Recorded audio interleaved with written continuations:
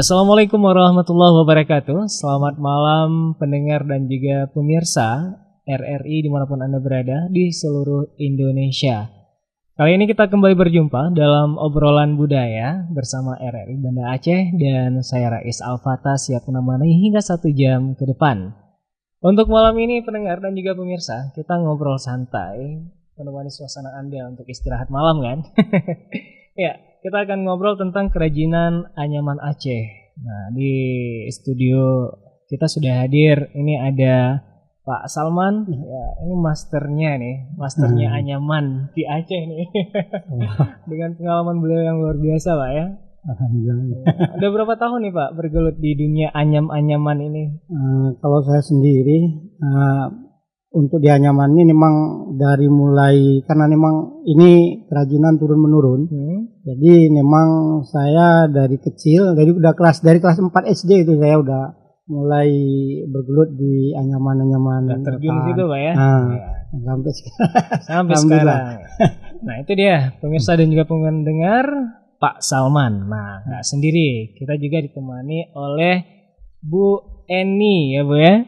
Assalamualaikum Bu Eni. Waalaikumsalam warahmatullahi wabarakatuh. Iya, ini Bu Eni, beliau selaku sekretaris 2 Dekranasda Aceh Besar Bu ya. Benar. Betul. Nah, nanti kita bakal ngobrol tentang apa sih istimewanya anyaman Aceh dibandingkan daerah lain kan ada juga mungkin ya. Iya. Ya, simak terus jangan kemana-mana sembari Anda melepas lelah menuju peraduan di malam ini. Pak Salman, sebetulnya anyaman seperti apa yang Bapak buat ya Pak? Alhamdulillah kami sendiri itu membuat anyaman, banyak jenis anyaman. Salah satunya misalnya kalau yang udah lagi ngetren kayak saat ini kan ada tudung saji. Tudung saji, oke. Ya, ada tempat baju kotor kan.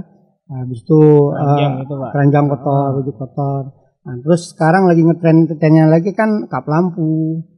Kap lampu kan juga ada yang di anyam, yang dirajut kan. Nah, jadi kita memang kalau kami sendiri bukan khusus di anyaman tapi juga di mebelnya. Oh, mebel juga ada. Di mebelnya. Okay. Jadi mebel itu antara kan dari mulai pembuatan kursi, kerajinan-kerajinan lain lah yang sejenis dengan rotan. Oh, oke. Berarti ini khusus rotan, Pak. Untuk rotan, semua jenis rotan. Iya. Jadi teringat dengan istilah itu apa, Bu? Tak ada rotan, akar pun jadi. Akar pun jadi.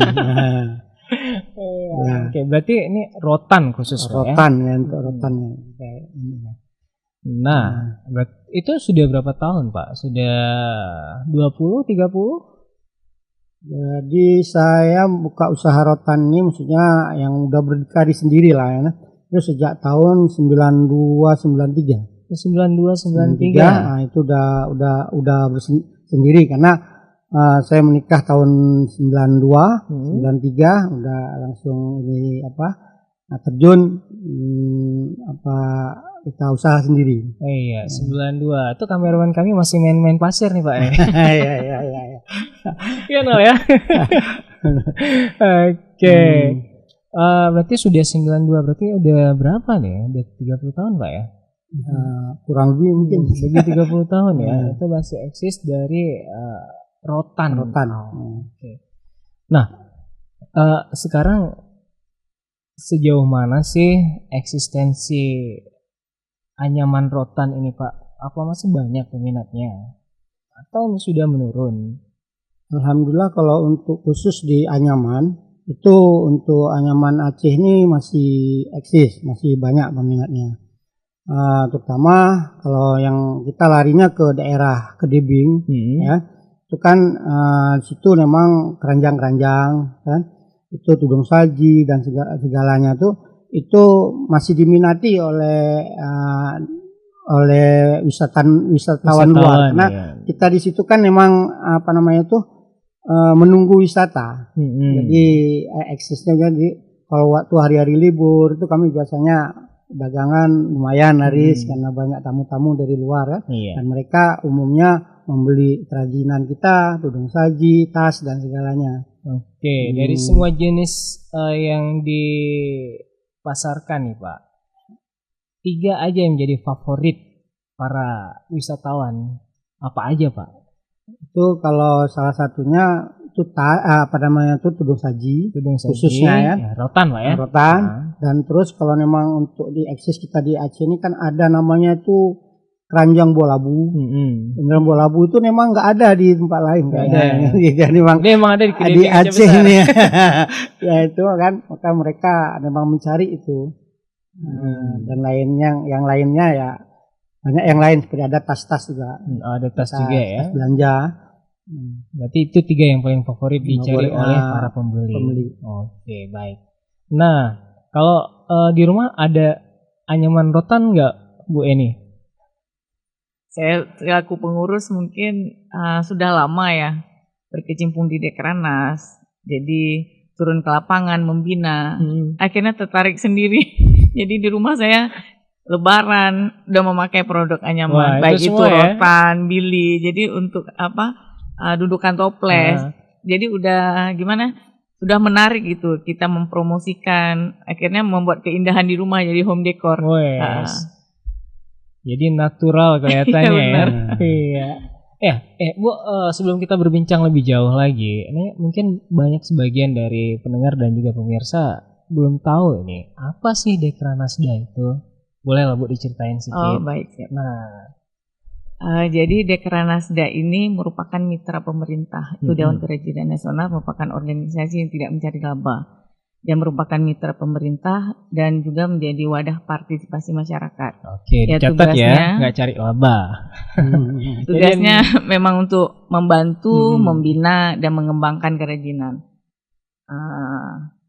Jadi kita Dekranasda terus mendukung perajin untuk terus menggunakan bahan-bahan lokal maupun potensi daerah. Karena kita Dekranasda bersinergi dengan Dekranas provinsi, Dekranasda provinsi, pusat maupun pemerintah, memang untuk fokus untuk melestarikan tradisi dan budaya daerah. Di daerah. Salah satu yang kita bukti nyata kita salah satu menjaga eksistensi kerajinan itu sekarang menetapkan salah satu desa kerajinan di Kecamatan Loknga, itu desaku, Pak. Oh, desaku. Iya. Itu memang program Dekranas setiap tahunnya. Jadi di situ tugas Dekranas terus membina, membimbing mereka, memberikan pelatihan sehingga desa itu bisa mandiri dari segi pemasarannya dan juga memiliki keterampilan khusus untuk peningkatan produknya agar lebih bagus lagi, lebih berkualitas dan bisa mengikuti pasar global. Desaku tempat marketnya Pak Salman. Tetangga Pak Salman. Tetangga. Seberangan Pak Salman ya. Kami Lamcu, Lamgabu. Oke. Paya. Itu satu memang satu mukimku. Oke, berarti Lamcu belum masuk nih Bu ya? Enggak, itu kita bisa mengajak semuanya. Kenapa kita pilihku? Karena rata-rata perajin rotan itu 50% masyarakatku. Oh gitu. Jadi yang lain tersebar seperti Lamgabuh juga banyak. Berarti bahan bakunya ngambil dari desaku Pak Salman? Alhamdulillah sebetulnya pengrajin rotan yang ada di Loknga itu mengambil bahan bakunya dari saya. Oh gitu. Bukan Pak Salman ngambil. Tapi mereka minta Pak Salman. Itu mungkin Pak Salman kebanyakan untuk yang bahan baku yang pabrikan ya Pak Salman ya. Yang pabrikan. Ini Petrik namanya Pak. Petrik. Yang Petrik. Karena yang Petrik itu memang nggak ada dibuat di Aceh. Jadi kami masih mendatangkan dari Cirebon. Iya. Cirebon, Medan, dan sebagian, dan mereka karena mungkin saya orang Cirebon asli. Asli Cirebon. Jadi mungkin saya ada hubungan. Jadi, naturalisasi Pak ya. Jadi bisalah kita menjual untuk mereka.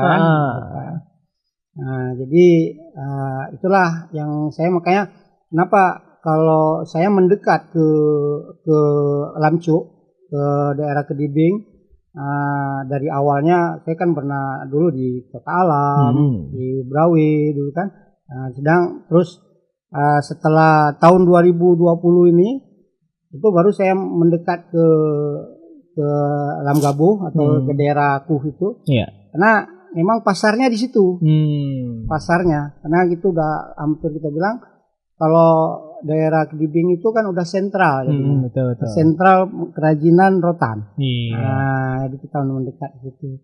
Sebelumnya kami kan di Kota Alam kan. Nah, Jadi itulah.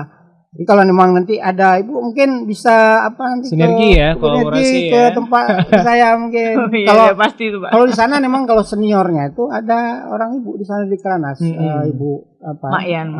Ya. Jadi bisalah nanti kalau memang ada perlu yang peningkatan jalan-jalan situ ya. Produk itu kan boleh nanti ke hubungin saya Bu. Udah di Aceh besar kan. Baik, Bu Eni, Pak Salman, ini ada tes, silakan sambil ngobrol dicicipi.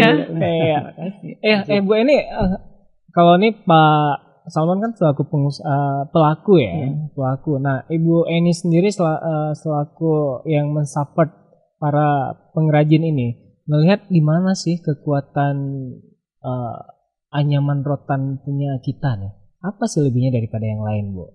Kalau saya lihat itu kelebihan keunikan anyaman kita itu kalau mereka itu menggunakan rotan selimit yang aslinya, Pak. Ya. Jadi kami Dekranasda sekarang tuh sering menggaungkan untuk menggunakan rotan asli yang selimit. Oke. Ada yang palsu juga, Bu? Bukan palsu. Maksudnya sekarang kan kebanyakan perajin tuh menggunakan rotan pabrikan Patrick namanya. Itu udah diolah dari pabrik dan dia udah menggunakan bahan baku kimia atau pengawet. Itu kan agak kurang nyaman bagi pengguna. Jadi kita Dekranasda maupun pusat itu selalu mengaungkan untuk menggunakan bahan-bahan lokal yang alami, memang aman untuk makanan, untuk penggunaan dan tetap menonjolkan keunikan gitu kan. Jadi baru-baru ini saya bersama Ibu Ketua juga mulai mempromosikan lagi nih ke luar. Kita setiap perjalanan dinas kalau ada kesempatan bersama Ibu Ketua tuh selalu namanya menjemput bola, Pak ya. Iya. Kita ke kementerian, kita ke Semisku, kita membawa salah satu tuh produk anyaman rotan. Dan kita ngambil memang dari desaku langsung, Pak. Kita melihat kita waktu berkunjung ini kan baru kita tetapkan, kita udah turun pembinaan rutin. Kita ada bertanya kepada perajin juga. Jadi selama ini produk yang asli selimitnya mana? Bu, permintaan banyak pabrikan, kenapa? Karena kan lebih murah harganya. Gitu. Itu nggak ada kulitnya lagi tuh. Jadi nggak ada kulitnya, yang memang kulitnya udah mungkin diproses untuk produk yang berkualitas lain. Yang sekarang permintaan di Aceh mungkin dengan harga terjangkau itu tuh yang selimit. Kalau selimit itu dia pertama kurang aman untuk makanan. Mungkin bagi yang tahu prosesnya apa? Patrick. Oh ya, Patrick, maaf, yang Patrick. Yang kedua dia tidak bertahan lama, nanti cepat ada hitamnya, Pak ya. Kayak lalat gitu. Jadi dia indah di awal. Betul. Tapi kok yang selimit itu indah di awal sampai akhirnya menjadi lebih indah dan unik lagi karena warna aslinya muncul. Makin tua, makin lama makin keren ya. Iya benar. Karena memang selimit itu memang asli rotan Aceh, dan selimit itu untuk selimit Aceh khususnya Aceh besar, Sabang kan itu nomor 1 di Indonesia. Kualitasnya sangat bagus, sangat bagus. Jadi waktu di Anyam yang diambil, jadi kemarin mereka langsung ke gunung nih, Pak, ngambil bahan baku. Gunung mana nih, Bu? Di Matai. Jadi yang dekat-dekat mereka tinggal, mereka pergi pagi pulang sore, Pak ya. Jadi pas pulang mereka nganyam, besok kita lihat memang produk yang bagus sekali, Pak. Jadi masih ada warna aslinya hijau campur kuning gitu. Jadi yang asli itu kami bawa lah ke Jakarta. Mereka di sana mengakui, Bu, bagus sekali kok rotan Aceh katanya. Mereka sudah lama tidak melihat lagi. Insya Allah nanti. Karena rotan Aceh yang selimit itu bagus, Bapak makanya ditariklah mereka ditariklah untuk di Cirebon itu. Mereka memang mengambil. Jadi suppliernya dari sini ya. Nah, justru karena itu akhirnya waktu itu pengrajin berkendala, maksudnya mengalami nggak cukup stok bahan baku nggak ada, harga mahal karena pengusaha besar sini kan mengambil terus, mengekspos banyak bertonton dikirim ke luar ya. Perajin kita menggunakan pabrikan. Akhirnya apa ini? Akhirnya gimana ini solusinya? Maka waktu itu saya pas di tenaga kerja kan ada juga diskusi gini, saya tawarkan bagaimana kalau pakai produk ini gitu. Ini apa namanya, pre-treat, udah diolah. Nah, awalnya mereka menolak gini, akhirnya mereka mau. Dan pengrajin sendiri itu suka dengan produksi pre-treat karena dia lembut, lembut, tidak mudah patah, pengerjaannya. Sedangkan Slimit ini kan keras, kaku, harus diolah. Nah, dan ini pengrajin ini atau penjual kan yang penting barang laku. Iya, betul. Cepat berputar. Jadi untuk apa kalau buat lama tapi lakunya juga lama itu. Jadi mereka sekarang begitu pengrajinnya. Dan kalau pengrajin sendiri yang kita di dalam, Bu, kita tawarin rotan pre-treat dengan rotan Slimit, itu mereka mengambil rotan pre-treatnya. Karena keras tangan dikit gitu. Jadi, mungkin itu, Bu. Kenapa kendalanya mereka lari. Tapi kalau memang dikatakan mutu, mutu biasa, number one, itu memang number one. Kita pre-treat Aceh. Slimit Aceh. Slimit Aceh. Jadi nomor 1 dia kalau di pasaran luar. Di awet, kuat, dan memang alami. Jadi kita kalau yang itunya juga kita harus tampilkan, yang ini juga untuk penjualannya kita. Ya tetap dia harus barengan. Harus balance dia ya. Gimana nanti? Dia tetap kalau konsumen itu memang kita tawarkan tuh ada pilihan. Nggak mungkin yang Slimit semua, tetap ada yang pre-treat. Jadi di saat kita menawarkan, kenapa ini mahal, kita bisa jelaskan ini pre-treat, bahan bakunya. Akhirnya nanti biasanya yang perajin luar tetap dia memilih yang asli. Jadi mereka ada perbedaan. Nilai dijual kembali itu lebih tinggi, Pak. Tapi di saat kita menjual tidak ada perbedaan itu agak sulit. Kalau makanya untuk penjualan, untuk penjualan. Makanya tugas kami Dekranas ini salah satu promosi yang kuat itu untuk membantu para perajin. Membantu para perajin. Jadi sejauh ini bagaimana bentuk support promosi yang dilakukan oleh Dekranasda agar para pengrajin ini bisa lebih sejahtera nih, Bu Eni? Itu kita Dekranasda itu memang ada program itu tiap tahunnya ada mengikuti event gitu. Jadi sebelum kita tetapkan sebenarnya sebelumnya itu desa binaan kita itu Gili, kerajinan Gilidro yang alhamdulillah sudah mandiri, yang udah terkenal itu di Indrapuri. Itu udah terkenal di mana-mana, di tingkat nasional, udah mendapat juara. Itu sama juga rotan atau yang lain mereka? Bili itu memang pohonnya seperti kunyit dia. Dia paling tinggi mungkin 2 meter, Pak. Jadi diserut kulitnya itu batang. Iya, pohon. Jadi kalau di Kalimantan itu namanya bemban. Tapi tetap namanya tiap kerajinan kan beda. Kalau bemban di Kalimantan mungkin sektornya lebih lembut ya. Kalau kita kan semakin lama semakin keras, tapi ada keunikan tersendiri gitu. Semakin lama sama seperti rotan, semakin lama semakin unik, semakin indah. Dia muncul warna aslinya tanpa dipelitur karena ada sentuhan tangan manusia gitu. Tua-tua keladi, ya. Tua makin jadi. Itu. Jadi sebelumnya kami sering asal mengikuti event keluar itu barang-barang yang dibawa itu kan karena desa binaan kemarin Bili atau warisan tradisi yang lain seperti songket. Dan insya Allah tahun ini kita lebih fokus ke rotan. Dan Gili alhamdulillah sudah mandiri dan sudah mengikuti event di mana-mana, udah lebih mandiri. Iya, sudah bisa dilepas ya. Oke, mantap. Nah, Pak Salman, semenjak menjalani usaha dari 92 sampai sekarang, itu suka dukanya apa sih, Pak? Pasti ada kan? Nggak semuanya duka, nggak semuanya suka kan? Jadi kalau memang kita cerita suka duka, ya kan? Jadi kalau memang di tahun setelah ini setelah tsunami aja lah. Nah, ya kan? 2003 2004 ya? Tsunami kan? Jadi kami harus pulang ke Jawa sana. 3 bulan kami di sana, terakhir pilihan sama istri balik lagi ke Aceh. Ya. Saya berpikir waktu itu, kalau balik ke Aceh apa yang harus kita perbuat, Aceh hancur kan gitu kan. Tapi alhamdulillah kita balik ke Aceh. Setelah balik ke Aceh rupanya berbalik. Rupanya konsumen makin bagus karena banyak bule-bule waktu itu kan. Oh iya. Nah, bule-bule itu relawan. bule-bule NGO suka ya. rotan. Suka rotan rumahnya bule-bule. Yang saya waktu itu, apa nih? Gimana nih ya? Usaha rotan. Kita hancur kan? Rupanya enggak. Jadi bule-bule banyak yang belanja sama kita, akhirnya lumayan lah. Nah, hidup terus, kita berkembang. Terus pada setelah tsunami juga tahun 2006-2007 itu kami dapat bantuan dari Swiss Contact. Dapat bantuan dari Swiss Contact itu alat di mesin. Minum ya? Oh iya. Silakan. Jadi dapat bantuan mesin-mesin dan tempat kerja. Jadi alhamdulillah kami jalan produksi dan ya dikatakan lumayan bagus lah dalam pengolahan bantuan kan. Mesin jalan, usaha jalan.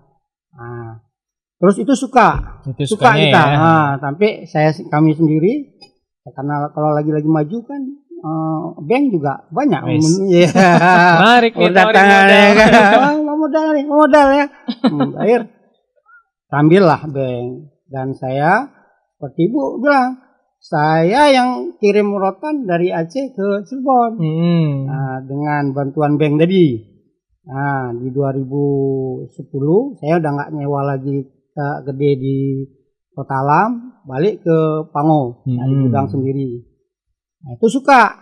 Nah, dukanya pada tahun 2011 tanggal 2 bulan 5 saya kebakaran. Kebakaran habis semua itu stok gudangnya, gudang semua nggak ada yang bisa terselamatkan, Pak. Yang selamat cuma ya baju lah ya. yang sama Ibu, Pak ya. Sama Ibu. Alhamdulillah. Ya itulah itu duka, ya kan? Duka mendalam lah. Kenapa?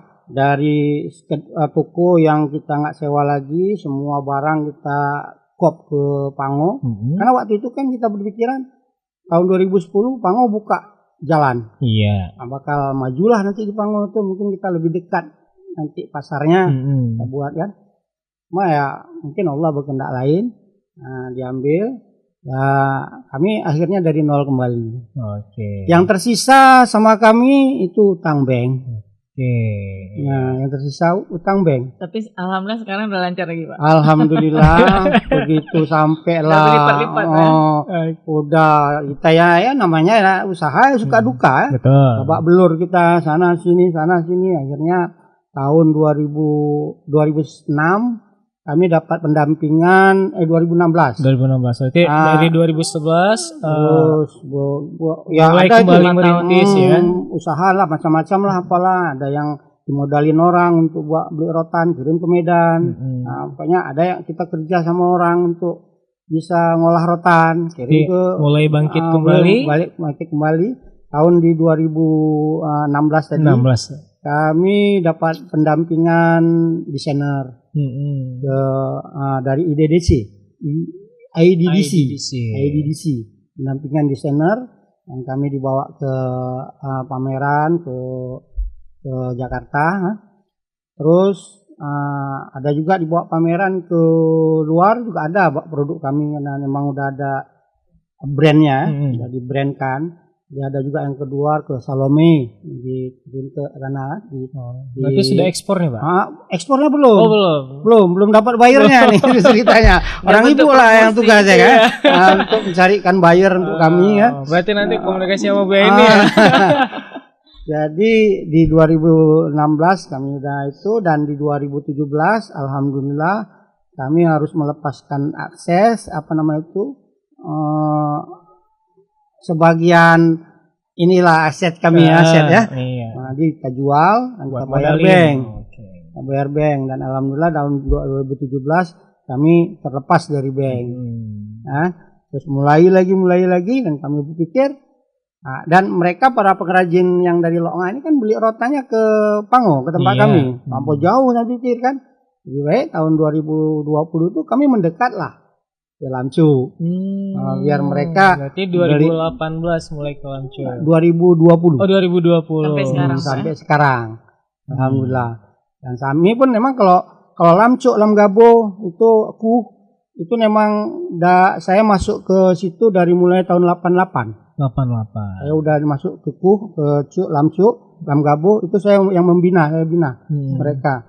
Karena awalnya mereka cuma bisa membuat tudung saji. Karena produk awalnya. mereka kebanyakan itu. Kalau Dan sekarang bagus ada tuh. berapa produk nih, Pak? Sekarang udah banyak. Yang penting Ada berapa jumlahnya? Kalau dari tudung saji aja. Kalau sekarang udah jadi berapa? 20? Berapa? Mungkin ada 20, 30, 40. Bisa lebih. Banyak ya.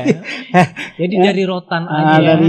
Dari rotan diolah dibuat macam-macam lah. Bisa bermacam-macam. Nanti kembali lagi sesuai dengan permintaan pasar. Sama yang lebih banyak demand-nya ya. Iya. Jadi disitulah kita kalau memang suka dukanya ya kan, dukanya kita dalam berusaha namanya. Iya. Dan yang intinya kita berpikir gini, kalau kita jatuh, berarti kita harus ingat bahwa kita pernah berdiri dan pernah berlari.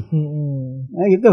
Udah jatuh kita. Aduh, Kita ingat nih. kalau memang nggak ada jatuhnya Pak, nanti kita sombong Sombong. melihat ke belakang ya kan. Iya, Jalan terus Kehidupan memang ada ujiannya, nggak mungkin mulus ya. Dan pengusaha emang harus gitu ya. Kita sebagai pengurus Dekranasda juga jatuh bangun Oh, membina.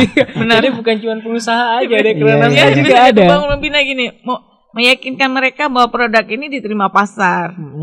Oh, oke. Gitu. Sempat insecure juga Iya. mereka. Tapi kita sebagai pengurus, sebagai pembina, mengayomi masyarakat tuh harus sabar, kita harus kuat, kita datangin lagi gitu. Iya. Meyakinkan mereka. Sampai berapa lama mereka nggak insecure lagi, Bu ini? Itu kita kalau masyarakat itu kan tidak mau dengar teori. Nah, kita harus kasih kepastian yang nyata gimana. Itu contohnya seperti kami melakukan regenerasi untuk kerajinan memang tradisi yang hampir punah gitu. Yang hanya tinggal perajin-perajin berusia tua yang udah kurang produktif gitu. Iya. Jadi meyakinkan penerusnya seperti anak-anaknya gitu kan. Jadi caranya itu ada beberapa cara. Kita cari anggaran dulu, kita pastikan bakal ada pelatihan untuk regenerasi. Di saat kita pastikan lagi mereka masih moodnya kurang. Kita kan bisa lihat tanggapan dari anak-anak muda tuh agak sulit menerima kalau dia itu menjadi seorang perajin. Kayaknya kurang gitu kan. Jadi kalau kita lihat pandangan anak muda sekarang yang diinginkan habis kuliah itu nggak kerja di perusahaan atau pemerintah gitu, jadi PNS itu memang cita-cita mereka. Kayaknya kalau jadi perajin itu kurang wah gitu kan, statusnya kayak kurang. Padahal waktu mereka sudah naik dikenal itu, padahal mereka udah kemana-mana. Iya. Jadi kan pengrajinnya jadi pengusaha yang udah dicari diundang kemana-mana, jadi instruktur di mana-mana, padahal lebih keren mereka dan pendapatan lebih banyak mereka mungkin. Jadi banyak cara yang kita lakukan. Udah kita pastikan anggaran ada, kita lihat moodnya mereka juga masih kurang. Apa yang kita berembuk dengan ketua Dekranasda juga. Akhirnya kita ambil tahapan ini, apa kita bawa mereka studi banding. Akhirnya kita bawa mereka lagi studi banding untuk beri wawasan kepada mereka. Itu daerah orang. Open Mereka, mind ya. ya. Akhirnya mereka bisa melihat sendiri gimana kondisi di daerah orang dengan upah yang sangat murah, tapi mereka tetap bisa eksis. Bisa eksis. Kalau menurut saya karena banyak sekali sekarang ini memang di pemerintahan atau di mana ya kan, yang memberi bantuan itu seperti diklat kerajinan itu Bu ya. Tapi kalau menurut saya itu kurang kurang efisien. Seperti dibuat pelatihan, namanya pelatihan dengan peserta 20 orang dengan waktu 5 hari kan, itu kurang efisien. Kenapa? Dalam 5 hari itu kita nggak bisa apa-apa, nggak dapat apa-apa, dan mereka yang ikut pelatihan itu hanya berharap uang saku, pulang habis, ada. Ya Bu. Jadi kalau menurut saya, yang kalau memang untuk dia memang kita mau maju betul, kita lebih bagus pemagangan. Dan saya di tahun 2016 juga masuk situ, saya dapat dari tenaga kerja itu pemagangan Bu ke Jogja selama 1 bulan. Dan yang dilatih yang dilatih itu pembuatan tas. Tas. Tas 1 bulan selama 1 bulan tuh saya yang udah biasa kerja, udah biasa buat, belum juga bisa. bisa 100%, belum bisa. Karena ada yang memang apakah mereka sembunyikan atau apa, yang teknik-tekniknya tuh Udah pasti tuh. Setiap ilmu nggak dikasih sempurna. mungkin ya Bu. Kita harus menggali sendiri, mencari jadi sendiri. Itu salah satunya itu kulit. Kulit kita nggak ada di Aceh ini. Katanya Kulit apa nih Pak? kulit sapi. Oh kulit sapi. Karena dari buat tas tuh dia apanya pakai kulit, pakai ininya apa aksesorisnya. Bahan bakunya Aksesorisnya. kulit. Oh, jadi walaupun rotan, tapi tetap dikombinasi perlu dengan dikombinasi kulit. dengan kulit ya. Jadi di situ kita nggak ada. Jadi di situ agak kewalahan dan kami kalau saya pun dapat order kan saya harus kirim kulitnya dari Jogja kemari. Masih pesan dari luar ya. Jadi ini modelnya begini yang tempat kita pelatihan kan. Jadi tolong dikirim mereka baru saya selesaikan di sini. Oke. Baik Bu Eni dan juga Pak Salman. Ini katanya rotan Aceh kualitasnya nomor 1 di Indonesia. Nah, sejauh mana pesona anyaman rotan Aceh di mata orang luar? Nah, ini kan Pak Salman, Bu Eni sudah punya pengalaman melihat bagaimana memasarkan produk. Nah, sejauh mana ketertarikan orang luar dengan produk rotan punya orang Aceh, khususnya Aceh besar? Gimana Bu Eni? Jadi kita Dekaranas ini kan memiliki namanya showroom Dekaranas, itu tempat promosi. Tempat promosi semua kerajinan yang ada di Kabupaten Aceh Besar itu ada di jalan menuju bandara. Itu di Gampung Gani. Dan di lingkungan Dekranasda itu sendiri kita juga memiliki namanya sentra IKM. Dan itu ditempati oleh beberapa pelaku IKM yang memang bisa langsung tinggal atau memang pulang pergi gitu kan. Jadi kita menjadikan showroom dan sentra itu bukan hanya tempat promosi tapi juga tempat edukasi bagi wisatawan yang berkunjung ke Dekaranas. Jadi yang saya lihat kebanyakan atau 80% lah bagi wisatawan yang datang, di situ ada salah satu perajin rotan namanya Mak Yan yang menempati salah satu IKM kita, memang langsung tinggal. Orang Alam Gabun. Langsung tinggal bersama suami. Jadi dia di situ perajin wisatawan yang datang itu bisa langsung belajar, memiliki langsung hasil kerajinannya dengan harga yang terjangkau. Itu biasanya 10.000 tuh Pak. Itu salah satu ketertarikan kita tawarkan di sentra Dekranasda. Dan itu pemasukan juga bagi perajin itu sendiri. Datang experience buat sendiri ya. Itu ada berapa kali ya pertukaran pelajar Muhammadiyah seluruh Indonesia. Itu dari beberapa IKM yang ada, kebanyakan itu membeli rotan gitu. Saya lihat. Jadi ada pertukaran juga Indonesia, ada 10 negara juga begitu Pak. Jadi di antara ada yang bordir, ada yang sulaman. Jadi kebanyakan tetap ke Mak Yan itu yang rotan. Yang langsung belajar mereka jadi 10 menit itu udah langsung jadi tempat permen yang ukuran kecil. Jadi di antara semuanya yang jadi best seller mana Bu? Itu Mak Yan rotan. Produknya yang jadi produk best sellernya?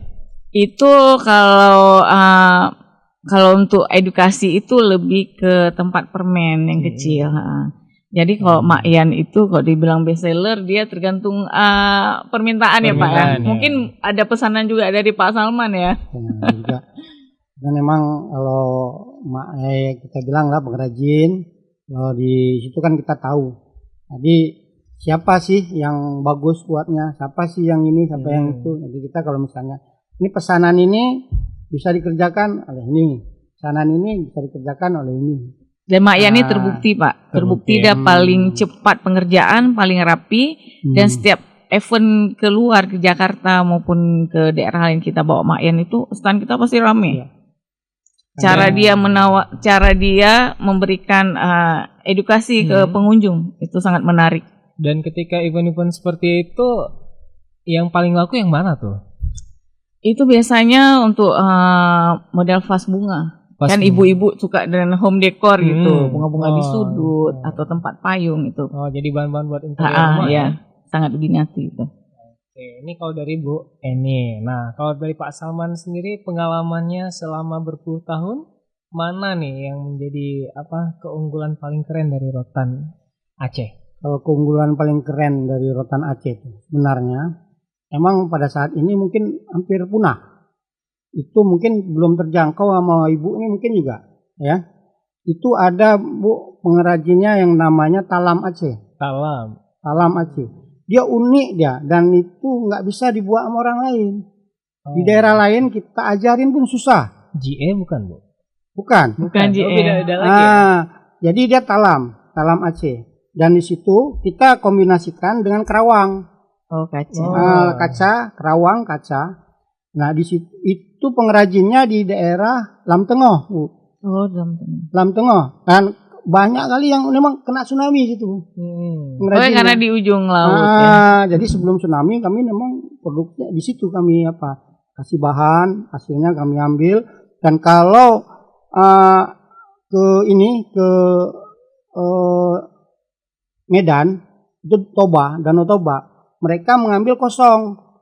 Jadi kosong tanpa kerawang tuh. Dan mereka masukkan di situ Lek Toba.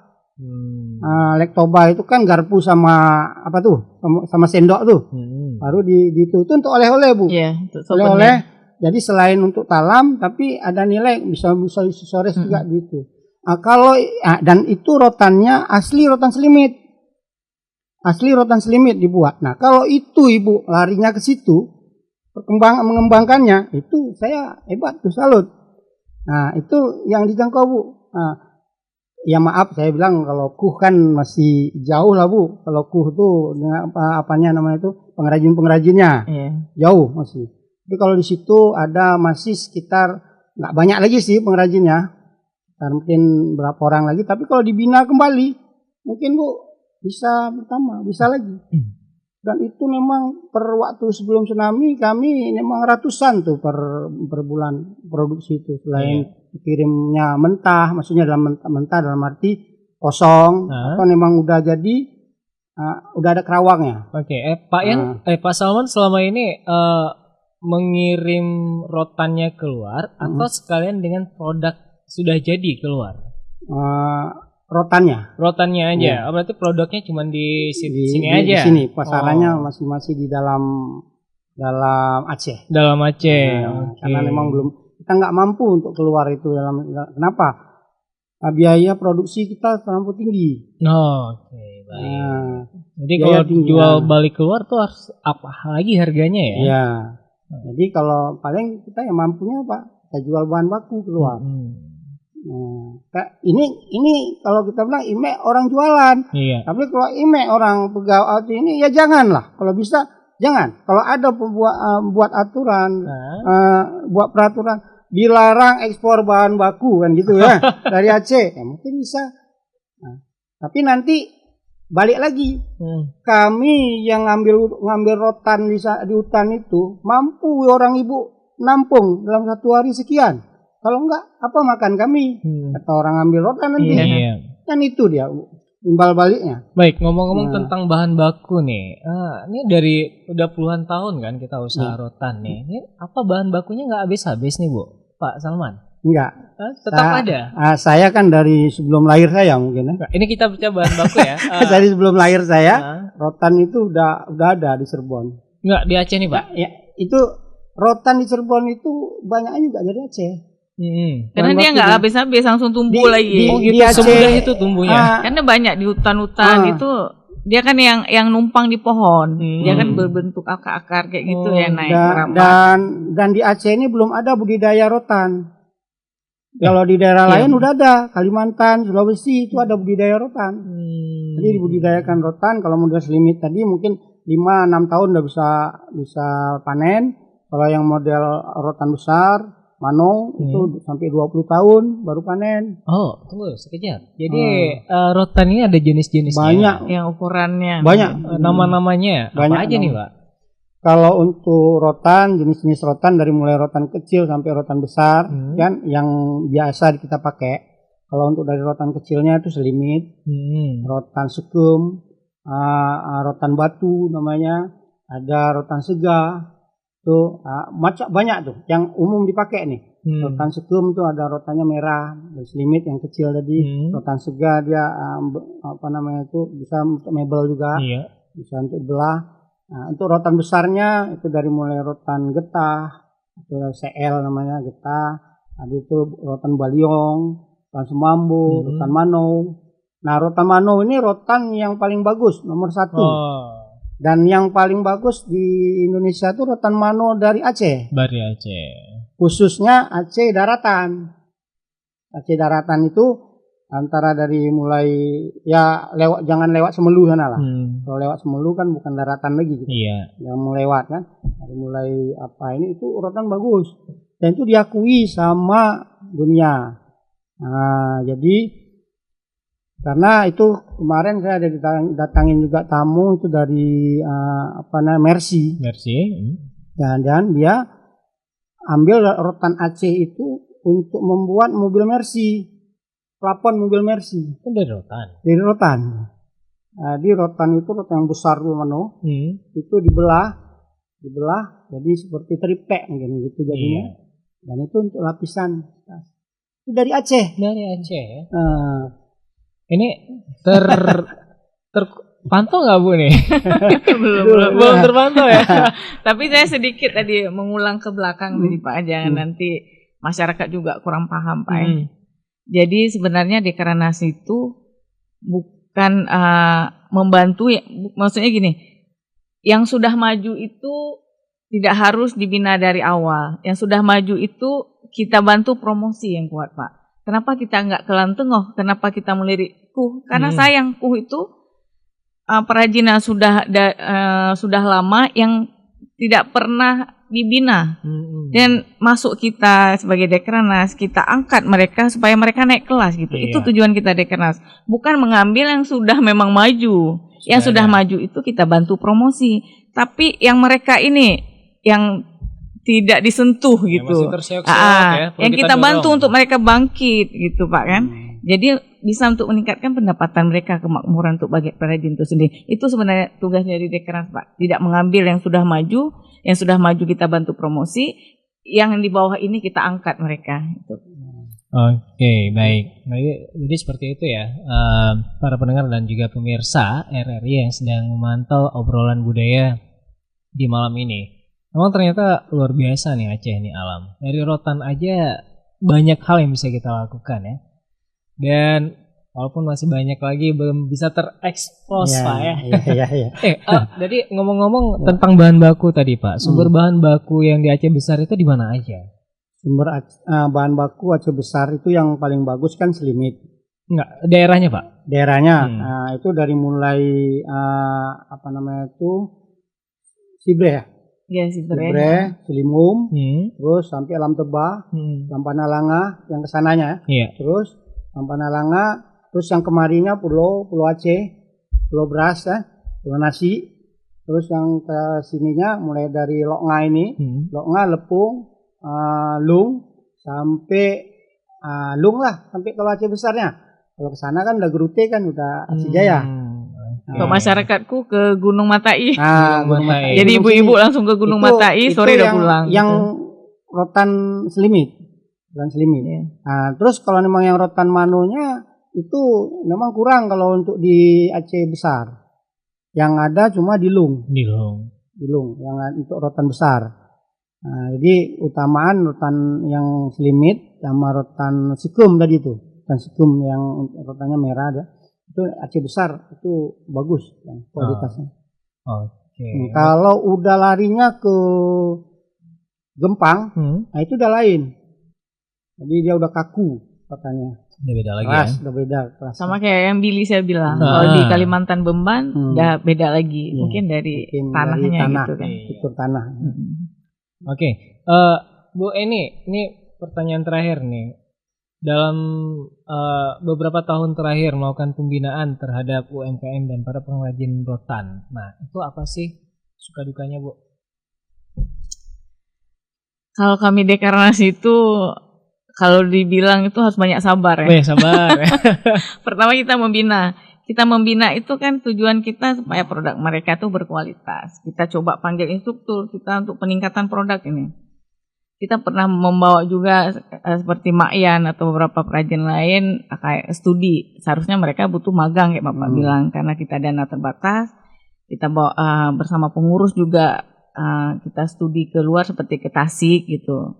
Si Makyan ini udah bisa, saya bisa membuat ini. Tapi pas kembali lagi kita dengan ada program juga dan kerjasama dengan kemarin dari kementerian gitu, pelatihan untuk membuat tas. Mereka sudah mampu membuat tas dengan hasil yang alhamdulillah kualitasnya sudah bisa bersaing lah. 2 bulan kemudian kita monitoring lagi, kenapa tidak membuat lagi produk yang tas. Bu, saya nggak ada waktu untuk membuat tas. Karena ujung sajinya permintaannya banyak. Karena gini, kok gaya orang Aceh itu, kalau pekerjaan lama itu mereka lebih memilih yang cepat. Karena kan membuat tas itu harus surutnya kecil-kecil, itu kan butuh waktu. Jadi tiap daerah sebenarnya ada gaya tersendiri Pak ya. Dan lakunya pun agak sulit. Jadi yang cepat laku ya. Ini uang di depan, mana yang dipilih? Yang perputarannya cepat. Padahal kadang-kadang pesanan kita, kalau buat tas itu mungkin butuh 2 hari karena kan mereka kan baru gitu kan. Kalau ujung saji 1 hari bisa 3 mungkin gitu. Itu lama-lama kembali lagi ke itu yang dukanya. Awalnya. Sukanya Bu? Kalau sukanya di saat mereka, maksudnya kita sudah mampu membina, kita bawa mereka ke event, ikut perlombaan itu. Kemarin juga kayak Billy udah berapa kali dapat penghargaan itu, kayak kepuasan tersendiri bagi karena kita berhasil membina mereka. Dan yang lainnya seperti Songket gitu, kita sudah mampu meregenerasikan mereka. Alhamdulillah sekarang mereka sudah mandiri dan sudah dikenal di mana-mana. Jadi sebenarnya itu kembali ke semangatnya Ibu Ketua Dekranasda yang terus melakukan promosi yang luar biasa. Mereka tidak hanya di dalam maupun di luar. Oke, baik. Pak Salman dan Bu Eni, sebetulnya kita masih banyak yang mau kita obrolin nih. Daftar pertanyaannya belum habis nih. Tapi waktu kita udah terbatas nih, tinggal 3 menit lagi Pak. Dan sebagai penutup, singkat, apa harapan Pak Salman untuk usaha anyaman rotan yang sedang Bapak jalani saat ini Pak? Kalau harapan saya Bu, saya sih apalagi ini kita ngomong sama orang dinas Dekranas ya. Jadi kalau memang itu kita membantu itu, kalau bahasa Aceh jangan cilet-cilet lah. Jangan kalau kayak pelatihan tuh yang membuang-buang dana menurut saya. 20 orang 5 hari enggak ada apa-apa. Jadi kalau memang harapan saya, kalau memang membantu, betul-betul lah. Kalau memang tutor didatangkan, tutor yang benar, atau dibuat apa namanya itu pemagangan. Ya, ini harapan kepada pemerintah. Harapan pemerintah. Kalau Dekranasda lagi segmennya. Oke. Sedangkan ya itu harapan saya, dan untuk saya sendiri, mungkin harapan saya ya bisa mendapatkan investor atau buyer yang bisa kita untuk memasarkan keluar. Ya, soalkan investor dan calon buyer dari luar negeri. Ya, ini ada Pak Salman nih. Pak Salman. Jadi kita untuk model silakan membawa model, kita bisa tergantung permintaan. Tergantung permintaan. Mau macam apa? Ada semua. Ada semua. Oke, baik. Baik, Bu Eni, apa harapan Ibu terhadap pengrajin anyaman rotan Aceh dan UKM lainnya? Harapan saya untuk semua perajin itu tetap menjaga kualitas ya. Produk ya, dan bisa diterima oleh pasar global. Dan juga harapan saya kepada semua masyarakat, ayo kita bangga dan cintai produk kita sendiri. Tidak hanya bangga tuh Pak, dengan membeli dan memakai produk kita sendiri. Minimal kita bisa memakmurkan perajin dan Indonesia menjadi maju. Apalagi rotan Aceh nomor 1 kualitinya ya. Baik, makasih Pak Salman, makasih banyak Bu Eni sudah hadir di Banda Aceh. Dan pemirsa, terima kasih banyak udah tongkrongin kita dari 1 jam yang lalu. Selamat beristirahat, sampai jumpa lain waktu dan kesempatan. Dari ujung barat Indonesia, RRI Banda Aceh, saya Rais Al-Fatah, pamit undur diri. Wassalamualaikum warahmatullahi wabarakatuh. Waalaikumsalam warahmatullahi wabarakatuh.